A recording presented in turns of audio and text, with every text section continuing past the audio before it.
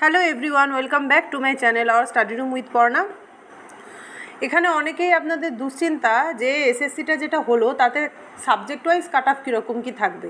আজকে যে ভিডিওটা বানাচ্ছি এটা হচ্ছে এডুকেশন সাবজেক্টের কাট অফ নিয়ে, এবং অনেকেই আপনারা জানেন যারা পরীক্ষা দিয়েছেন তারা তো অবশ্যই এটা সম্পর্কে অবগত। কোশ্চেন কিন্তু ঘুরিয়ে এসেছিল, কোশ্চেনের কাঠিন্যমান যথেষ্ট মডারেট লেভেলের ছিল, হ্যাঁ, যার ফলে আমরা আশা করছি যে কাট অফ খুব যে হাই হবে তা না। তবে কাট অফ দুটো জিনিস এখানে মাথায় রাখতে হবে কাট অফের ক্ষেত্রে, যে একটা হচ্ছে যে উচ্চসীমা, একটা হচ্ছে নিম্নসীমা। মানে ধরে নেওয়া যাক 60টা প্রশ্ন, তাহলে এই 60টা প্রশ্নে কেউ 58 পেয়েছে, যে 58 পেয়েছে সেটাই সে হায়েস্ট নাম্বার এবং সেটাই যে কাট অফ হবে তা কিন্তু নয়, এটা হায়েস্ট কাট অফ।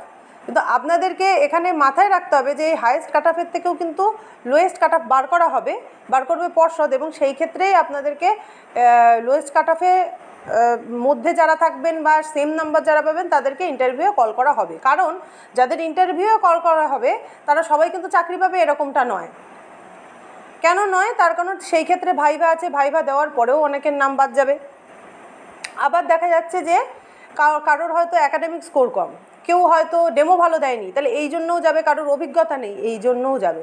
তো এই ক্ষেত্রে একটা বেশি সংখ্যক মানুষকে ভাইভা অবধি মানে ইন্টারভিউয়ে কল করা অবধি আপনাদের কিন্তু একটা ছাড় দেওয়া হবে। তো কাট অফ কিন্তু সেই হিসেবেই এখানে নির্বাচিত হবে, এবং যেটা আপনারা স্ক্রিনের ওপরে দেখতে পাচ্ছেন আমি এখানে লিখেই দিয়েছি। ইউআর মানে আনরিজার্ভ যারা ক্যাটাগরির অন্তর্গত, তারা যদি লিখিত পরীক্ষাতে 45 থেকে 47টা কারেক্ট করে আসেন তাহলে তাদের একটা সুযোগ আছে, আশা রাখা যাচ্ছে আর কি।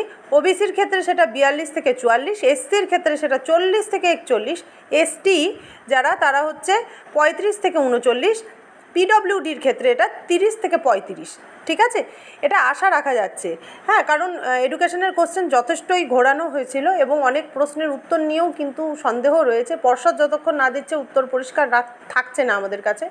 অনেকের মত অনেক রকম হচ্ছে, পর্ষদ যেটা নির্বাচন করবে সেটাই ঠিক হবে। হ্যাঁ, তো এইটা আশা রাখা যাচ্ছে যে এটা কাট অফ।